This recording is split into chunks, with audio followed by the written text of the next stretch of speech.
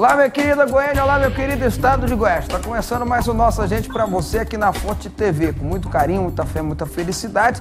Estou chegando na sua casa pedindo licença e já dando, olha aqui, ó, os meus contatos para você me seguir no Twitter, no Facebook, no Instagram, para conversar comigo, para a gente ter um relacionamento muito bacana. Eu estou à sua disposição. Tá aqui, ó, tudo aqui, ó, Twitter, Facebook, Instagram. E também o meu e-mail pessoal para você falar comigo, tá aqui também, tem o meu site, põe tudo na tela aí, vai botando aí. Fica nessa bagunça toda aqui embaixo para você falar com a gente, falar comigo, falar com a minha equipe e a gente puder fazer de tudo para te ajudar. Vai ser um prazer para a gente, tá?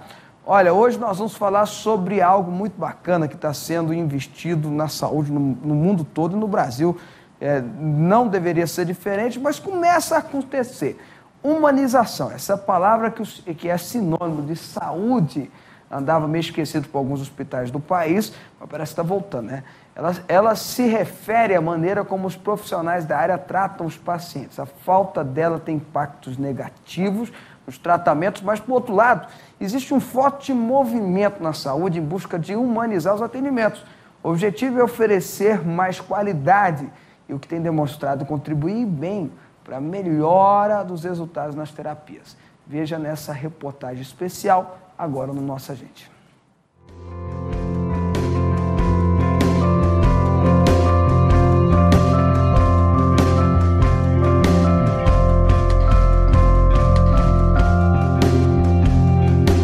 Espera, dor, superação. Essas são palavras que fazem parte do vocabulário de pacientes e familiares dentro de um hospital, seja ele público ou privado. A recuperação de um acidente ou um tratamento de alguma doença são momentos delicados, que ficam ainda mais difíceis quando se é maltratado por profissionais de saúde dentro dessas unidades. O pai de Suelene, que já faleceu, recebeu o diagnóstico de um câncer de uma forma dura e despreparada. Da maneira que ela falou com ele foi horrível. Olhar para os exames e já falar: o senhor fuma, seu João? Ele fala: fumo. Ah, então você pode continuar, porque o câncer já te matou, o cigarro já te matou.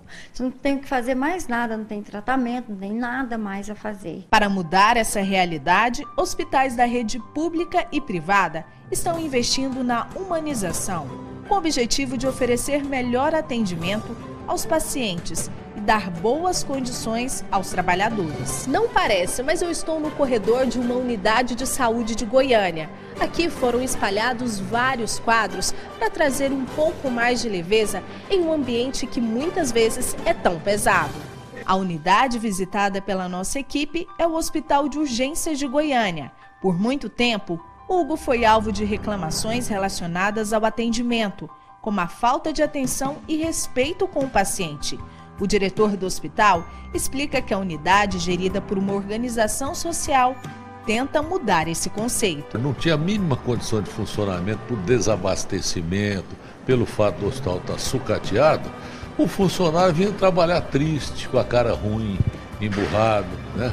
O Hugo não saía da mídia negativa, eram críticas e mais críticas sobre o atendimento. Hoje, basta ir nas enfermarias e escolher aleatoriamente, né? Não precisa ninguém falar, vai entrevistar tal paciente, não. Você vai ver que nós temos um índice de aprovação de mais de 90%.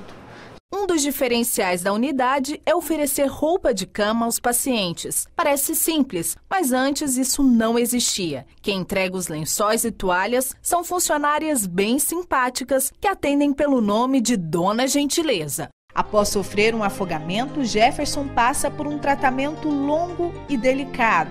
Houve vários avanços. Tanto ele como a mãe acreditam que grande parte do progresso foi graças à estrutura e também ao atendimento dos profissionais do hospital. Aí incentiva eu, né? Fazer meus movimentos, minha fisioterapia, tudo. Ainda tem minha mãe do lado comigo. Faz toda a diferença. Aqui ele teve todo o atendimento, entendeu? O Jefferson nós não tem que reclamar nada. Sempre teve médico, enfermeiro, 24 horas junto com ele, entendeu? Agora que ele já está comigo, aí eu não quero deixar muitos enfermeiros ficar com ele, não, sabe? Porque agora já está tendo todos os movimentos, mas eu tenho que agradecer muito. Para o presidente do Conselho Regional de Medicina, o termo humanização na saúde é quase que um sinônimo. Ele defende que todo profissional saia da faculdade preparado para ter a melhor relação possível com o paciente. Antes de ver o lado de exames, o lado tecnológico, veja o ser humano como um todo, as suas necessidades, as suas deficiências, e depois disso é que você vai agregar toda a tecnologia possível para ajudar no atendimento desta pessoa. Segundo este psicólogo, que trabalha há mais de 20 anos no Hospital Araújo Jorge, esse tratamento mais humano ajuda e muito o paciente, principalmente os que estão lutando contra o câncer. Ele explica que na unidade existe capacitação com os profissionais. O objetivo é fazer com que a relação seja a mais próxima possível com o paciente. O paciente compreende melhor toda essa dinâmica e consegue aceitar mais a doença, o diagnóstico de câncer, o tratamento que tem os seus efeitos colaterais que são pesados, igualmente o próprio diagnóstico da doença. Há um ano, Cláudia luta contra um câncer no estômago. Para ela, os funcionários do hospital já se transformaram em família. Quando você chega aqui, você já chega animado, vê as carinhas boas, tudo sorrindo pra gente, né? Tem aquele amor com a gente, chama pelo nome, né? Aí é bom, a gente reanima bastante, né?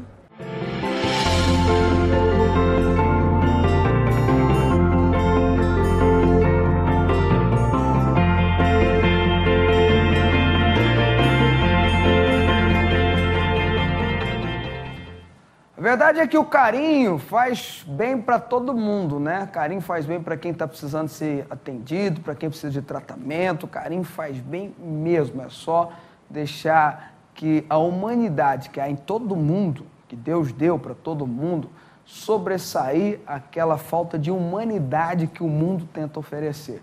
Isso em qualquer área, inclusive na área medicinal, na área de médico, vai trazer a diferença. Por falar em Deus, eu depois do intervalo vou fazer uma reflexão com você sobre Deus ser o nosso refúgio. Vai encaixar bem naquilo que a gente está falando hoje, tá? Em 1 minuto eu volto.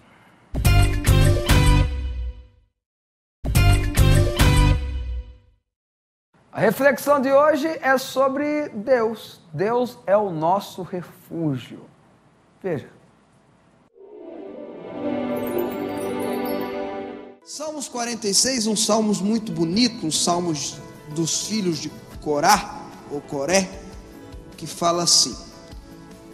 Eu vou ler do 1 ao verso 11, é bem curtinho, mas bem abençoado. Deus é nosso refúgio e fortaleza, socorro bem presente nas tribulações.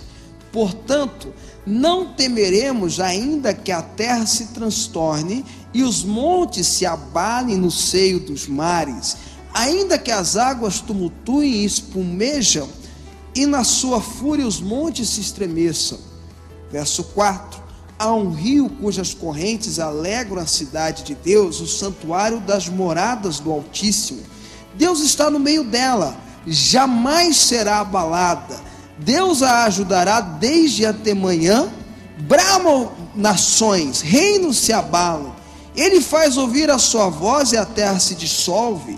O Senhor dos exércitos está conosco. O Deus de Jacó é o nosso refúgio. Vinde e contemplai as obras do Senhor, que assolações efetuou na terra. Ele põe termo à guerra, verso 9. Até aos confins do mundo quebra o arco e despedaça a lança, queima os carros no fogo. Aquietai-vos e sabei que eu sou Deus. Sou exaltado entre as nações, sou exaltado na terra. O Senhor dos exércitos está conosco. O Deus de Jacó é o nosso refúgio. O salmista que escreveu esses salmos começa dizendo que Deus é o nosso refúgio e termina dizendo que Deus é o nosso refúgio. Ele começa dizendo que aqueles, traduzindo, aqueles que procuram um refúgio no Senhor, aqueles que se voltam ao Senhor, aqueles que buscam no Senhor a guarda, a resposta, o milagre, na confiança em Deus, tem várias promessas. E aliás, a Bíblia é cheia de promessas. Mas nesse Salmos 46 ele vai mostrando quanto Deus tem por nós um carinho especial. O quanto Deus é apaixonado por você. O quanto Deus cuida quando você o clama, quando você está o buscando. Para a gente entender melhor do que eu estou falando, o apóstolo Paulo ensina que tanto querer quanto realizar ou efetuar vem dele. O que isso quer dizer? Entre outras coisas, que aquilo que você colocou na sua cartela, aquilo que você coloca como desejo do seu coração, aquilo que você está fazendo a campanha do lenço ungido aqui, nesse salão, é algo que, se você se prostrar e levar diante de Deus, Ele que colocou em você. Esse desejo foi Deus, irmãos, que produziu dentro do seu coração. E por Ele ter produzido o desejo da cura em você, e por Ele ter produzido o desejo do milagre financeiro na sua vida, e por Ele ter produzido o desejo da resposta, daquilo que você está colocando diante dEle, é que Ele vai trabalhar em você o realizar e o efetuar. Quem está me entendendo aqui? Amém ou não? Mas o salmista vai dizendo algumas coisas que a gente precisa entender. Ele fala no verso 2 e no verso 3, que a terra passa por terremotos, a terra passa por desolações, a terra, olha só, ela fala que os montes se abalam no seio dos mares, as águas tumultuam, e mesmo assim o meu refúgio está no Senhor. Aí vem a segunda coisa que a gente precisa entender, que tribulações, terremotos da nossa vida, tem duas finalidades. Primeiro, fazer a gente entender que em vida as coisas acontecem. E segundo, tirar o nosso foco de Deus. Segundo, tirar o nosso foco de Deus. Quando a gente passa por problemas, ou a gente encara sabendo que as coisas acontecem e em Deus eu posso encontrar um refúgio, ou eu tiro o meu foco de Deus. Olho para o problema. Aí qual é a ilustração bíblica que eu tenho? Pedro e os 11 discípulos de Jesus no barco, Jesus vindo na direção deles caminhando nas águas, Pedro corajosamente, mais corajoso nós todos juntos aqui, fala assim: se você é Deus, se você é Jesus, deixa eu andar nas águas contigo. Jesus, mais corajoso ainda, fala: vem. Pedro começa a andar nas águas, aquela coisa maravilhosa, fantástica, formidável, sensacional, que nenhum de nós nunca experimentamos e talvez nunca experimentaremos. E aí a Bíblia diz que Pedro começa a afundar. E a Bíblia diz que ele começou a afundar exatamente porque ele prestou atenção na força do vento e na força da onda.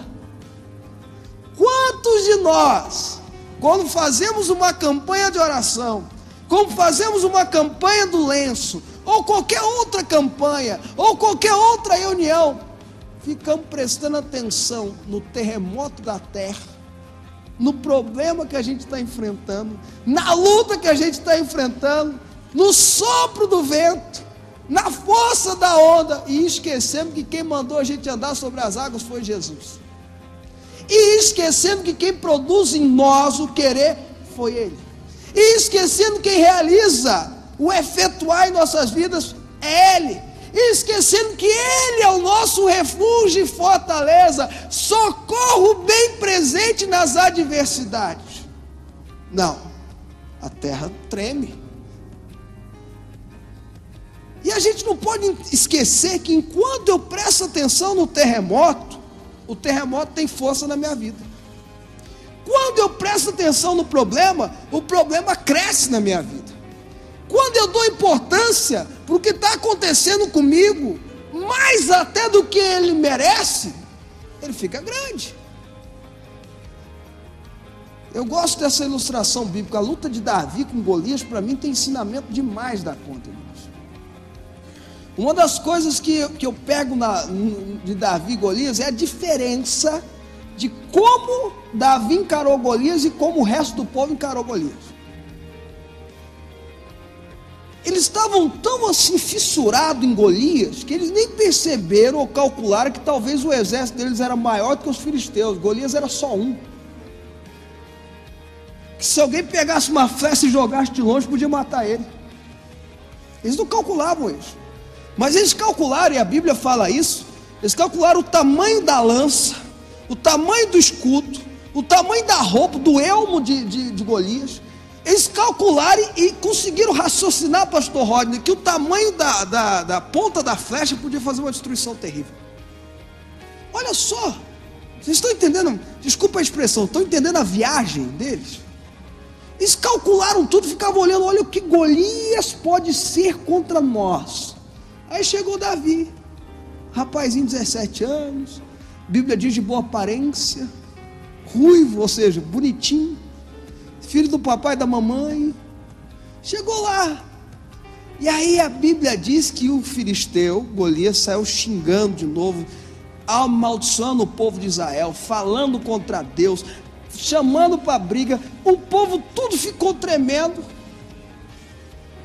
Davi, a Bíblia diz que Davi escutou.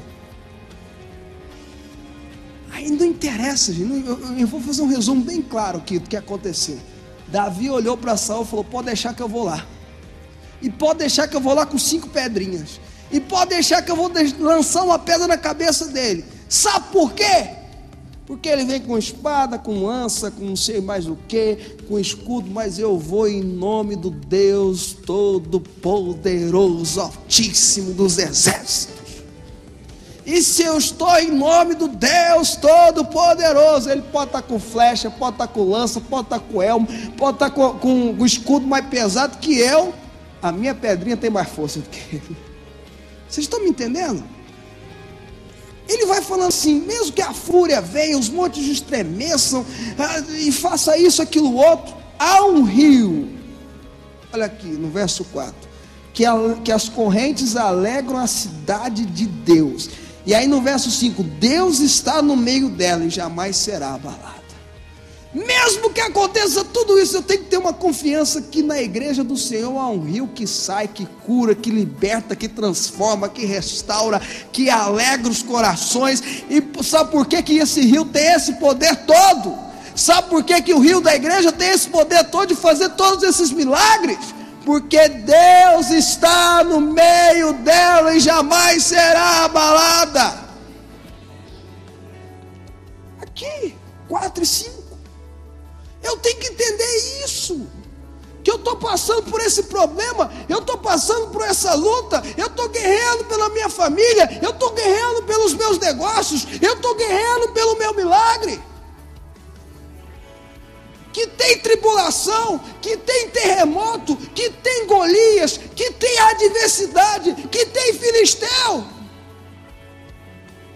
Mas eu estou dentro do rio. E esse rio está trazendo cura.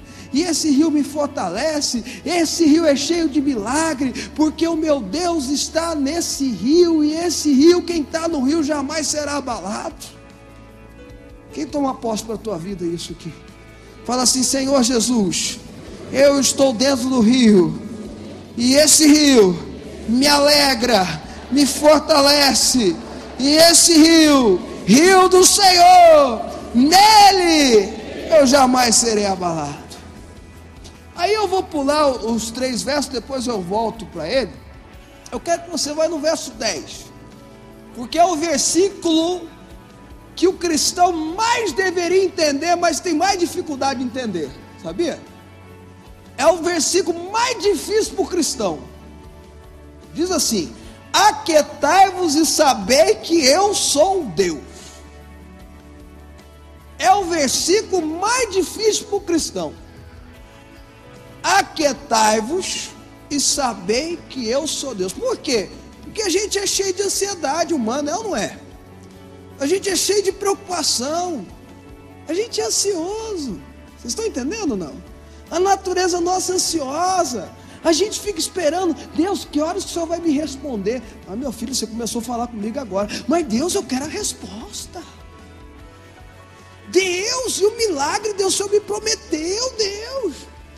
O Senhor prometeu que ia fazer isso na minha vida. Meu filho, calma. Deus, eu já toquei naquele altar umas 500 vezes. Meu filho, mas eu quero que você toque mais um pouquinho. Aquietai-vos. Calma. Sabe, traduzindo, vou traduzir para o nosso português, posso? Calma. Segura as pontas. Lança a tua ansiedade aos pés da cruz. Tem crise. Calma. E sabei que eu sou Deus.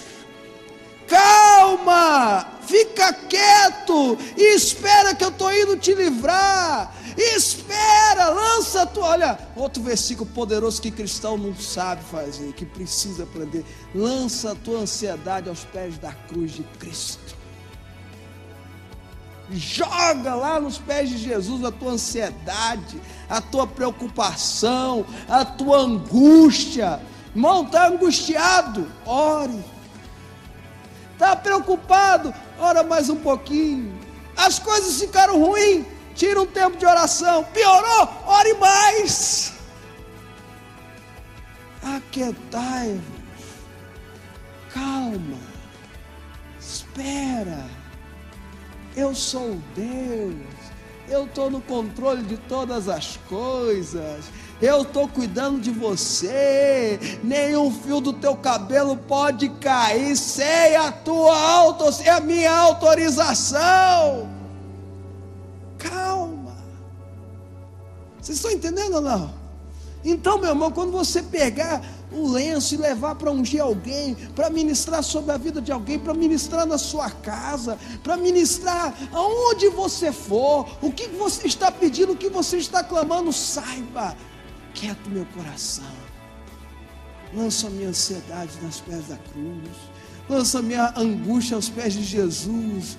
Eu estou esperando no Deus Todo-Poderoso. Aquieta coração, Deus vai agir, meu Deus vai agir. Amém ou não, irmãos? Aí eu quero que você pegue, eu vou terminar. Verso 8 e 9. Vinde, contemplai as obras do Senhor. Vinde, olha o que Deus está fazendo. Hoje o bispo Diogo aqui da ministração da oferta perguntou: quem aqui teve a vida mudada financeiramente? 98,9% levantou a mão. Contempla o que Deus já fez na tua vida. Contempla o que Deus pode fazer. E aí, olha o verso 9, e eu vou declarar sobre a tua vida que o verso 9 vai cumprir. Eu vou declarar sobre a sua família que o verso 9 vai cumprir. Eu vou declarar que sobre a sua situação o verso 9 vai cumprir. Olha só. Ele põe termo à guerra. Ele manda cessar a batalha. Ele põe fim. Olha aqui, ele dá fim às guerras. Na NVI diz assim. Por que eu quis ler o verso 10 primeiro do que isso? Tudo é um salmo só, tudo é um cântico só. Porque a gente precisa aprender a quietar, confiar em Deus, entregar o nosso coração debaixo do seu refúgio e saber que Deus tem poder e ter fé que Deus tem autoridade e ter consciência que Deus tem o poder necessário para colocar fim a todas as nossas batalhas. É dele a última palavra. É dele a ordem final. É dele a decisão absoluta. Se eu entrego nesse refúgio, se eu não dou olhada para as tribulações, se eu pego os meus pedidos e coloco diante dele, eu tenho certeza que ele vai dar fim à minha guerra na hora certa. E essa hora pode ser hoje. Aquietai-vos. Aquietai-vos e sabei que Deus vai pôr fim na sua guerra. Vou falar de novo. Aquietai-vos e sabei que Deus vai pôr fim à sua batalha. aquietai-vos e sabei que Ele vai dar a última palavra naquilo que você está enfrentando. Nosso refúgio, socorro bem presente nas tribulações, socorro bem presente nos problemas, nas adversidades, na tristeza exacerbada, tudo isso Deus pode chegar, ó, te puxar, te levar para um lugar seguro, te levar para um lugar bacana. Basta você abrir o seu coração e acreditar naquilo que só Ele pode te oferecer.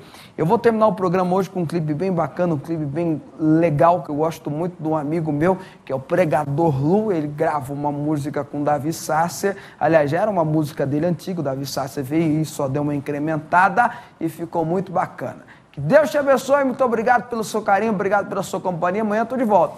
Beijo no teu coração. Tchau, tchau.